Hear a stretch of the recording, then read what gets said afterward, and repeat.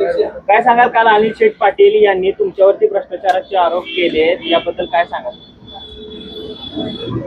आटपाडी नगरपंचायतवरती भारतीय जनता पार्टीची सत्ता आली आणि जे अहंकारामध्ये डुंबत होते अशा नेते मंडळींना आमची सत्ता आल्यामुळं आणि विशेषतः मी आदरणीय आमदार गोपीचंद पडळकर साहेब, आदरणीय अमरशे बापू देशमुख, ब्रह्मानंद शेठ पडळकर यांच्या मार्गदर्शनाखाली एक सामान्य कार्यकर्ता म्हणून या आटपाडी शहरानं मला नगराध्यक्षपदाची संधी दिलेली आहे.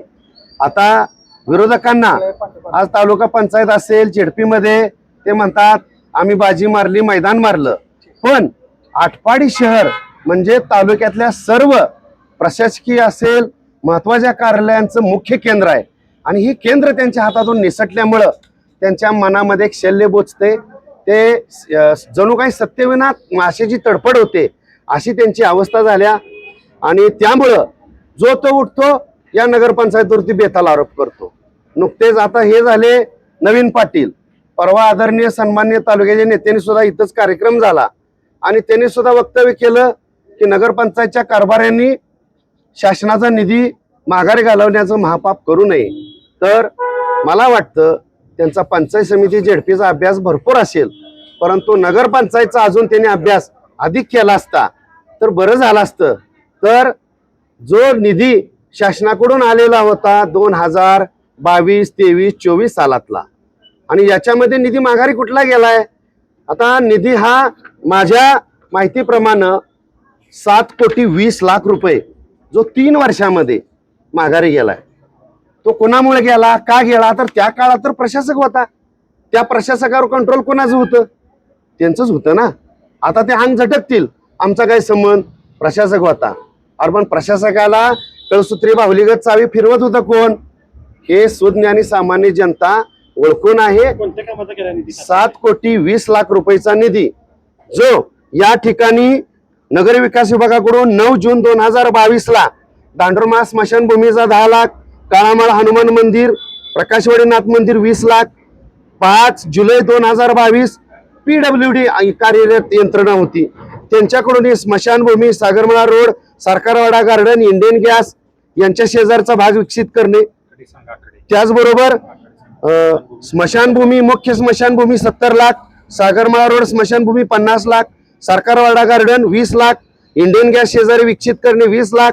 6 डिसेंबर 2022 जिथं PWD कार्यान्वित यंत्रणा होती, नगरपंचायतचा काही संबंध नव्हता, तिथं मुस्लिम समाज स्मशानभूमी 15 लाख, पांढरेवाडी व्यायामशाळा 25 लाख, सोमेश्वर मंदिर सभा मंडप 15 लाख, त्याचबरोबर वडार समाज बालाजी मंदिर सभा मंडप आलेला 15 लाख, मुस्लिम समाज मस्जिद सभागृह 15 लाख, नरहरी समाज मंदिर सभा मंडप 15 लाख, आटपाडी येथील महादेव मंदिर सभा मंडप 15 लाख, गणपती मंदिर येथील सभा मंडप 15 लाख, शेखदार मळातील भैरवनाथ मंदिर सभा मंडप 10 लाख, आटपाडी येथे केमिस्ट भवन बांधणे 20 लाख, आटपाडी येथे डॉक्टर असोसिएशन IMA हॉल बांधणे 30 लाख, नाभिक समाज नागोबा मंदिरासमोर सभा मंडप 15 लाख, परमेश्वर मंदिर येथे सभा मंडप बांधणे 15 लाख, मरीमाता मंदिर सभा मंडप बांधणे 10 लाख, जिल्हावार शाळा 1 व 2 खेळण्यासाठी 10 लाख, धन्य निरंकार भिंत बांधणे 10 लाख याची आणि कार्यान्वित यंत्रणा PWD कडून 2 मार्च 2024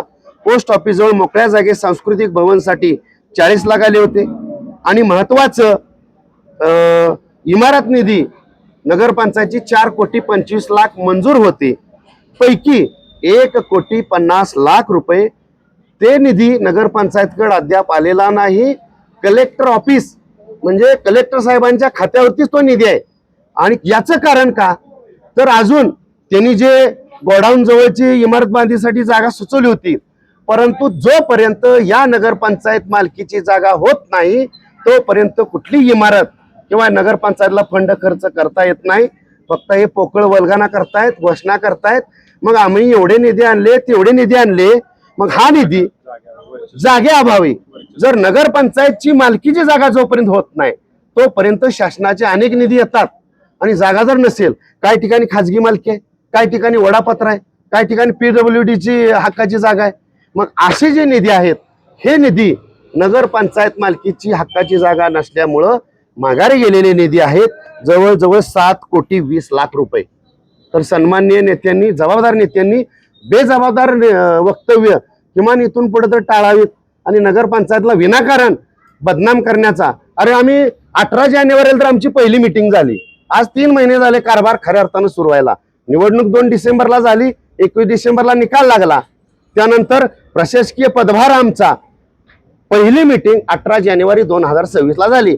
मग आता तुम्हीच सांगा, शासनाचा आलेला निधी माघारी घालवण्याचं महापाप त्यांच्या काळातलं, आमच्या काळातलं का अजून कोणाच्या, हे सगळं समजायला आटपाडीकर शहरातली सुज्ञ जनता नागरिक ओळखून आहेत. त्यामुळं बेताल बिनबुडाचे आरोप त्यांनी करू नयेत. सत्तेविना एवढा तर बाकीचा आनंद व्यक्त करतायत, परंतु आटपाडी नगरपंचायत गेल्याचं एवढं शल्य त्यांना असेल, त्यांच्या आजूबाजूचे चुटूरपुटूर जे नवीन नेते व्हायला लागलेत त्यांना जे वाटत असेल, तर त्यांना माझं ठाम आव्हान आहे, या आटपाडी शहराच्या विकासासाठी पहिल्याच मी आमच्या नगरसेवकाच्या बैठकीमध्ये सांगितलं होतं, कोणत्याही पार्टीचा तुम्ही नगरसेवक असा, आता तुम्ही गावाचं लोकसेवक म्हणून लोकांनी आपल्याला इथं पाठवलेलं आहे. कोणताही आमदार मंत्री नेते यांच्याकडून निधी आणा, कुठलंही पत्र देताना अडवणूक केली जाणार नाही, हे ठामपणे मी त्यांच्याही नगरसेवकांना तुम्ही विचारा.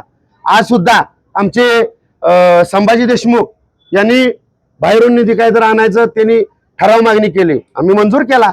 त्यांचे नगरसेवक काय जण थोडेसे म्हणले, अहो बाहेरचे आम्ही ते कुठं नगरसेवक आहेत.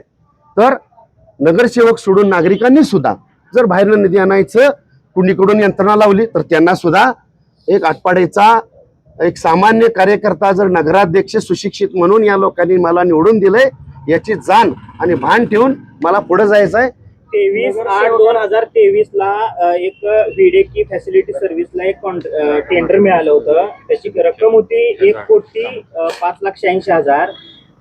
त्या कंपनीनं कर्मचाऱ्यांचे पगार करायचे होते, परंतु तसं न करता नफ्यातून त्या 7 कर्मचाऱ्यांचे पगार करण्याचं काम नगरपंचायतीने केले, असेही त्यांचे आरोप आहेत. किती तारीख आहे ती? 23/8/2023. 23/8 कालावधी होता. या कालावधीमध्ये मोठा अफरातफर झाल्याचं 23/8/23चा कारभार प्रशासनाचा होता. आता या नगरपंचायतला जे ग्रामपंचायतचे 7 कर्मचारी होते, नंतर 20 मे 2022 ला आपली नगरपंचायत झाली आणि म्हणून ग्रामपंचायत कालीन जे 7 कर्मचारी आहेत ते डायरेक्ट नगरपंचायतकडे वर्ग झाले आणि त्यांना सरसकट मानधन 17,500 आहे. आणि व्हीडीके हे जे टेंडर आणलेलं आहे ते कोणी आणलं याच्या मुळाशी जावा ना. ज्यांना कोणाला नगराध्यक्ष होण्याची कामगारांना किती पगार दिला जातो? नगरपंचायत कालीन कर्मचाऱ्यांना 17,500 आहे. स्वच्छता कर्मचारी हे ज्यांना टेंडर मिळेल, जसं की आता तुम्ही उल्लेख केला व्हीडीके, त्यानंतर आता सध्याचं चालू असलेलं भाग्योदय, आणि भाग्योदयचं आता मार्च एंडला संपलेलं आहे. आणि म्हणून यांच्याही आम्ही सुद्धा स्वच्छतेच्या बाबतीत नागरिकांच्या तक्रारी फक्त काही त्यांच्याकडेच जातात असं नाही, आमच्याही सगळ्या नगरसेवकांकडं नगराध्यक्ष मलाही कॉल डायरेक्ट येतात. मी लोकांना डायरेक्ट कॉन्फरन्सवरून त्या स्वच्छता कर्मचाऱ्यांना लगेच आदेश देत असतो, जेणेकरून यांच्या तक्रारी असल्यामुळं त्यांना आम्ही यापूर्वी प्रशासनाला आदेश दिले, त्यांनी 2 वेळा त्यांना नोटीस सुद्धा बजावलेल्या आहेत. आणि आता तर त्यांना आम्ही निष्कासितच करणार आहोत. जे काय सेवकांच्या मध्ये समन्वय नसतो का? कोणत्या नगरसेवकांच्या? जे आता आरोप केलेले आहेत अनिल पाटलांनी, त्यांचे जे विशेष नगरसेवक आहेत त्यांच्यामध्ये आणि नगराध्यक्ष सर्व नगरसेवकांमध्ये शिवसेना भाजप यामध्ये समन्वय नाही का? समन्वय या मीटिंग मध्ये सर्वांचाच असतो. कदाचित त्यांनी त्यांच्या नगरसेवकाकडून माहिती अपूर्ण घेत असतील, याच्याशी मला काय वैयक्तिक देणं घेणं नाही. परंतु त्यांच्या सभापती मॅडमनी जरी बोललं असतं तर अधिक उचित ठरलं असतं. तर त्यांनी नगरपंचायतचा कारभार डायरेक्ट आम्हाला जर विचारला असता, शिवना जरी विचारला असता, तर त्यांना समजला असता. आणि टेंडरवाले जे कर्मचारी आहेत त्यांना टेंडरवाले माझ्या माहितीनुसार 9,000 पगार आणि 1,000 त्यांचा काही ती फंड किंवा विमा याच्यामध्ये असतो. आता टेंडरवाला आटपाडी गावाची स्वच्छता घेणार आहे, उदाहरणार्थ 100 व्यक्तीनं टेंडर घेतलंय, मग त्यांना कर्मचारी किती ठेवायचे, 10, 20, 30 हा त्यांचा विषय आहे. पगार किती द्यायचा तो टेंडरवाला ठरवतो.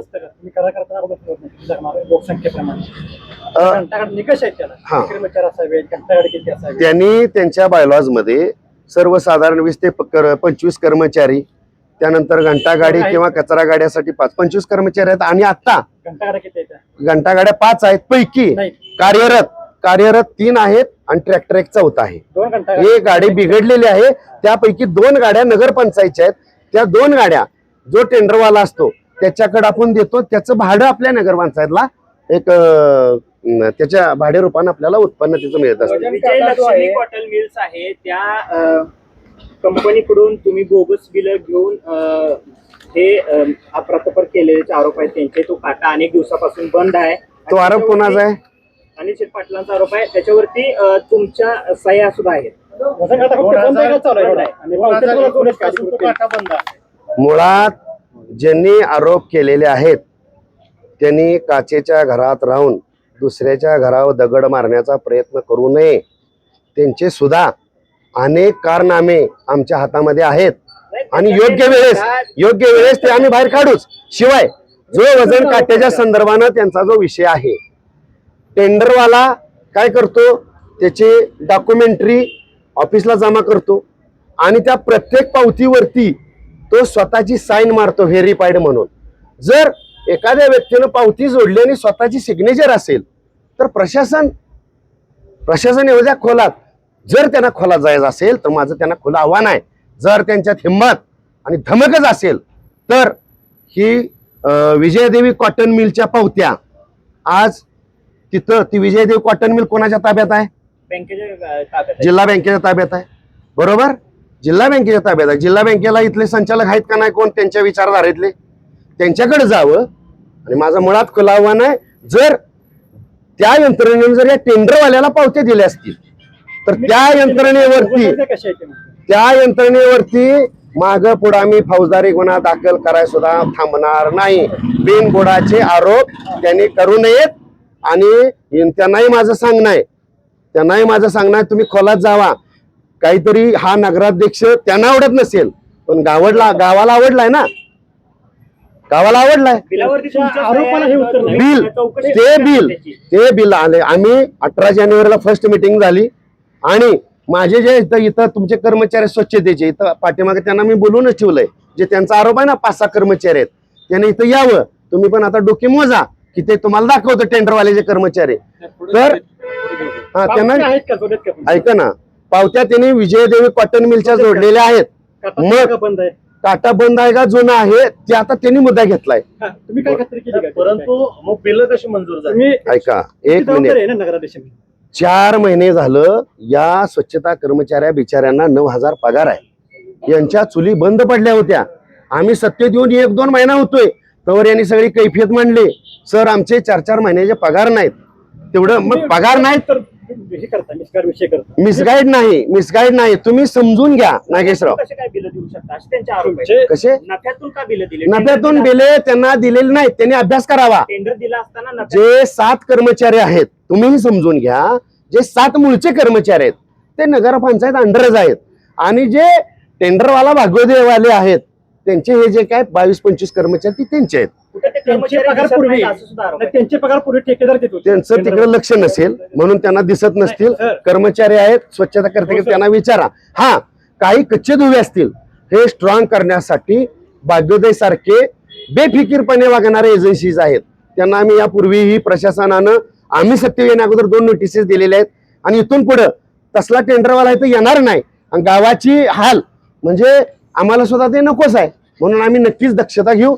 तो मुद्दा सुधारण्यासाठी प्रामाणिक प्रयत्न असेल. त्यांचं टेंडर संपलेलं आहे, त्यांची बिलं अदा झालेली आहेत का? टेंडर जरी संपलेलं असलं तर नवीन टेंडर प्रोसेसिंग व्हायला पेपरमध्ये निविदा द्यावी लागते. निविदा दिल्यानंतर प्रोसेसिंग असते. त्या प्रोसेसिंगला 1-2 महिने जातात. मीटिंगमध्ये यावं लागतं. मीटिंगमध्ये फायनल शिक्कामोर्तब होतं. मग 1-2 महिने कालावधी जातो. म्हणून त्यांना मुदत वाढ दिली जाते. आणि आता नवीन जे टेंडर आहेत त्याची निविदा आमची पेपरला प्रसिद्ध झालेली आहे. नवीन टेंडर आणि हे जे महत्वाचा मुद्दा आहे, सन्माननीय ज्यांनी आरोप केलेत त्यांचा थैथयाट का चालू आहे? यापूर्वीची जी काही टेंडर्स होती ती कोणाच्या आशीर्वादानं होती? ह्याच्याही खोलात जावा. व्हीडीके कुणी आणला होता? आता यांना त्यांच्या मिसेसना सभापतीपद स्वच्छता आरोग्याचं असल्यामुळं त्यांचा त्यात इंटरेस्ट असावा, कारण हा मोठा विषय आहे म्हणून. पण या आटपाडीकर नागरिकांसाठी कचऱ्यातनं कोणालाही हात मारून घेण्यासाठी, हात वलं करून घेण्याचं कोणा जर स्वप्न असेल तर नगराध्यक्ष नात्यानं माझे सगळे नगरसेवक सर्व प्रशासन यांना घेऊन अजिबात ते खपून घेतलं जाणार नाही. तुम्हालाच गावाची काळजी आहे, आम्हाला नाही. तुम्हाला जेवढे त्याच्या 10 पट काळजी आम्हाला आहे. असं काय कोणी समजू नये आम्हीच गावाची उद्धार करते, गावाचा विकास करणारे. ठेकेदार ते पूर्वी होता तो त्या कर्मचाऱ्यांची पगार देत होता हो. पंचायतीची. आणि आताच तुम्ही का द्यायला लागला? कोण? तुम्ही परत चालू केलं ना, तुम्ही त्यांना द्यायला लागला. ठेकेदारांचं बिल अजून एक शिल्लक आहे, पण या माझ्या गरीब कर्मचाऱ्यांची चूल बंद पडू नये त्यावेळेस कटिंग करून घेतलं जाईल ना. तुम्हाला आकडे दाखवीन ना आम्ही, जे आम्ही आता तात्पुरतं ऍडजस्ट केलंय. आणि कर्मचारी आहेत तुमच्याशी बोलतील, त्यांचं मनाई काम करत नसतील. बघा हे अजून यांना कामावर यांना आता बोलवलेलं आहे. तुम्ही कुठं कुठं काम करता, काय काय सगळे स्पॉट त्यांना. हा एक मान्य आहे, केलं जातं का? कचरा विलगीकरण केलं जातं का? कचरा विलगीकरण डिसेंबर पर्यंत झालेलं आहे. डिसेंबर नंतर पुढचं झालेलं नाही, त्यामुळे त्याचं बिल अजिबात निघणार नाही. आणि नगराध्यक्ष नात्यानं बिल आम्ही त्याच्यावर सह्या करणार नाही. त्यांनी म्हटलं की 4 कर्मचाऱ्यांना तिथे काढले पैसे. कधी? डिसेंबर पर्यंत असेल, त्यांनी माहिती घ्यायला हरकत नाही. एक सामान्य कार्यकर्त्यांनी माहितीच्या अधिकारा त्या कचरा डेपो विषयी बायोडिग्रेड करण्याविषयीची माहिती मागवली होती. तर तिथं त्याला उत्तर असं देण्यात आलं आहे की ती प्रोसेस आम्ही केलेली आहे. वास्तविक पाहता तिथं लाईटचं कनेक्शनच नाहीये, मग ही प्रोसेस झाली कशी? हा, आता सुरुवातीला आपली पहिल्यांदाच नगरपंचायत झालेली आहे. प्रथम नगरपंचायत असल्यामुळं पहिल्यांदा कचरा डेपो होणं गरजेचं आहे, नंतर त्याला कंपाऊंड असणं गरजेचं आहे. कंपाऊंड असल्यानंतर मशिनरीज 50% मशिनरीज आपल्या इथे येऊन पडलेल्या आहेत. अजून 50% मशिनरीजसाठी शासनाकडून आम्ही प्रस्ताव दिलेला आहे. तो ज्यावेळेस येईल त्यावेळेस ही पुढची कार्यवाही होईल आणि नक्कीच आटपाडीकरांचं समाधान होईल. असे जे बाईट देणारे किंवा आपल्या माध्यमातून प्रिंट माध्यमातून जे बडबडणार आहेत त्यांची बडबड थोड्या दिवसात थांबेल. कारण आमचा सगळ्यांचा गतीनं जो कारभार चालू आहे. अहो आता आम्ही अजून 1 रुपया निधी नाही आलेला. एजन्सीने सर बिल चुकीचं जोडलंय पावती, पण तुम्ही त्यांना कारवाई करणार का काय? 100% जर चुकी काय प्रशासनाला मी आदेश दिलेले आहेत, सक्त ताकीद दिल्या.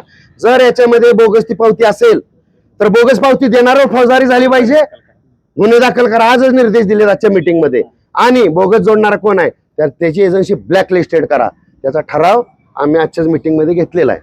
तर नगराध्यक्ष अडवतात बांधकाम परवाना देताना 1 लाख रुपयाची मागणी, असं त्यांनी आरोप केला आहे. कोणाचं बांधकाम? आपले शिव साहेब. हा, मग हा विषय शिवांना तुम्ही विचारला तर बरं होईल. विषय आहे ना. आणि जर तो विषय माझ्याकडे नियंत्रण नाही का, तुमचं नियंत्रण नसतं काय? तुमचा विषय माझ्याकडे आज आलाय, काल तुम्ही काहीतरी त्यांची बाईट घेतली त्या माध्यमातून, मग त्या शिववर कारवाई करायला प्रशासकीय यंत्रणा पुढे आहे ना.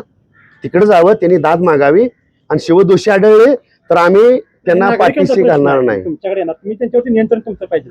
100% असणार. आमच्याकडे आलं तर आम्ही 100% विचारणार किंवा काय विचारला. नगराध्यक्षांची एकाधिकारशाही सुरू आहे असंही म्हटलं जातं.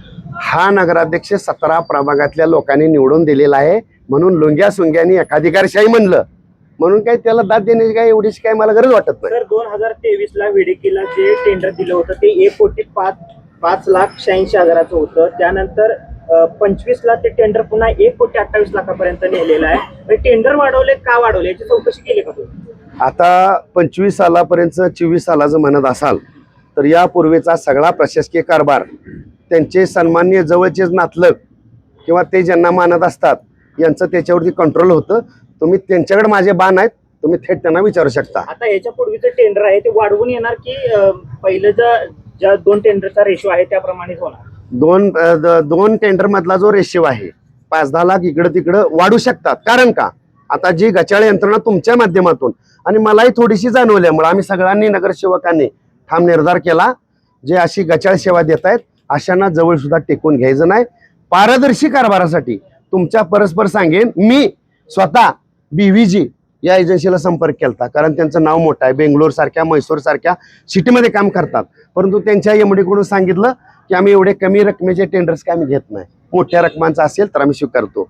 म्हणजे आम्हाला सुद्धा हे गाव स्वच्छ निर्मळ राहावं, लोकांची सेवा व्हावी याचा प्रामाणिक आम्हाला सगळ्यांना वाटतंय. असं काय कोणी समजू नये आम्हीच गावाचा सगळा हकलता घेतलाय आणि आम्हीच गाव नीट करू.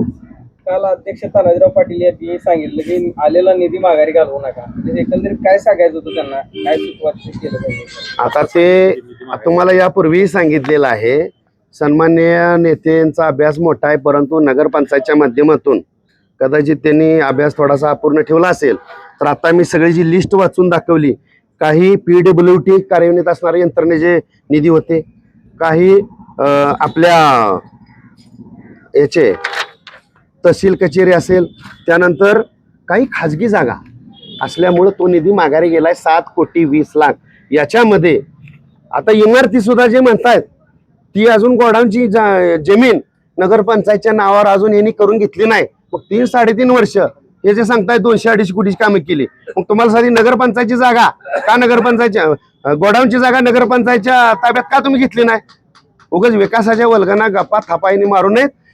केवळ यांचं शल्य एकच आहे, भारतीय जनता पार्टीचा नगराध्यक्ष आणि सत्ता इथं आल्या, पोटात जळफळाट उठलाय, तालुका पंचायत आली, जेडपी झालं, पद पण मिळालं, त्याचा आनंद यांना घेता येईना.